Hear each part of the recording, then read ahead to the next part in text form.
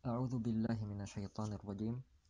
بسم الله الرحمن الرحيم. الحمد لله والصلاة والسلام على رسول الله وعلى آله وصحبه أجمعين. أما بعد, Assalamu alaikum warahmatullahi wabarakatuh. Welcome mga kapatid sa Islam sa ating subject na Siratun Nabawi. Sa session natin today ay tatalakayin natin ang relihiyon ng mga Arab bago dumating ang mensahe ng Rasulullah sallallahu alaihi wasallam. At wag po sana tayong malito. Ang topic na ito ay nakapailalim pa din sa chapter 1, which is ang the Arabian Peninsula before Islam.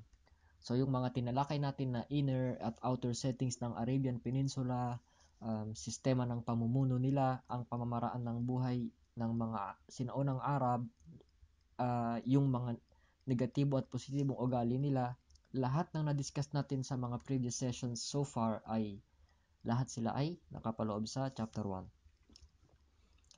Patungkol sa relihiyon ng mga Arab, ang mga Arab ay nagsimula of course sa Tauhid dahil sila ay nanggaling sa salinlahi ni Ismail alayhi salam.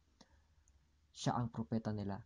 So, ang mga Arabo ng Arabia noon ay mga Muslim at naniniwala sa kaisahan ni Allah subhanahu wa ta'ala. Anong nangyari? Ba't naging ganun yung kalagayan ng Arabia bago dumating ang mensahe ng Islam sa propeta Muhammad sallallahu alaihi wasallam? Majority ng mga Arab noon, katulad ng sinabi natin, sila ay sumunod sa dawa o panawagan ng kanilang ninuno na si Ismail alayhi salam. Sumamba sila kay Allah subhanahu wa ta'ala sa matagal na panahon hanggang kalaunan ay unti-unti na nilang nakalimutan ang hikmah at ang panawagan ng kanilang ama na si Ismail alayhi salam.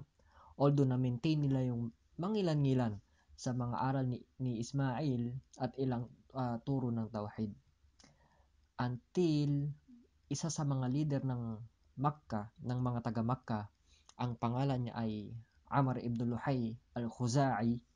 Ang lalaking ito, siya ay ginagalang at kinapipitagan, tinitingala ng mga taga Makkah. Sukdulan na umaabot sa punto na yung mga salita niya ay ginagawang batas ng mga tao. Kana qawlahu yu'khadhu kasyara. Yung kanyang mga salita ay ginagawang batas ng mga tao. So ito si Amr ibn Luhay al-Khuza'i, siya ay bumalik sa Makkah galing sa Asyam, sa Syria, kung saan nakita niya ang mga tao na sumasamba sa mga rebulto. Bagay na sinang-ayunan niya dahil ang Asyam ay kilala bilang lugar ng mga mensahero at mga scriptures ng mga kasulatan. Yuqarribuna ilallahi zulfa. Ito yung sagot ng mga taga-Syam kay Amr ibn Luhay patungkol sa ginagawa nila. So nakita sila ni Amr ibn Luhay na sumasamba sa mga rebulto, at ang sagot nila nung tinanong sila kung anong ginagawa nila, ito ay mga inilalapit nila kami kay Allah subhanahu wa ta'ala. So yun yung reply ng mga tao. So long story short, approved kay Amr ibn Luhay al-Khuza'i itong bagong bagay na ito, at nagdala siya ng isa sa mga Diyos-Diyosan sa Makkah na nagngangalan ng Hubal.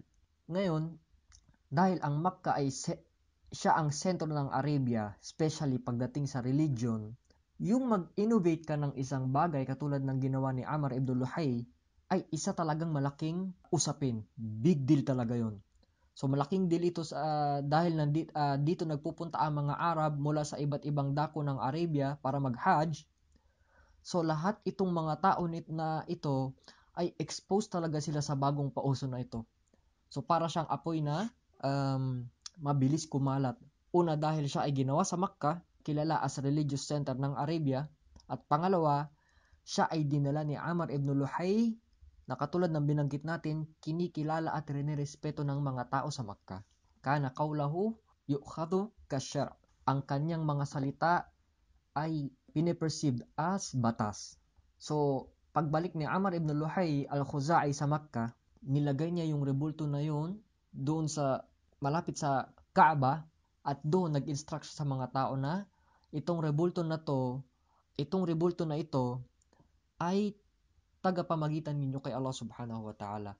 So kung hihiling kayo, sa kanya kayo humingi. Siya yung bahala kay Allah. Kumbaga, fixer Parang, parang ito ay fixer nyo kay Allah subhanahu wa ta'ala. Wa na'udhu billah. And then, of course, hindi naman pwede na lahat ng tao ay pupunta ng Makkah pag may kailangan sila para dumalangin kay Hubal. So, nagsimula na maglilok yung ibang mga taga Makkah. At dumami na ng husto ang mga rebulto sa Makkah. Sinasabi na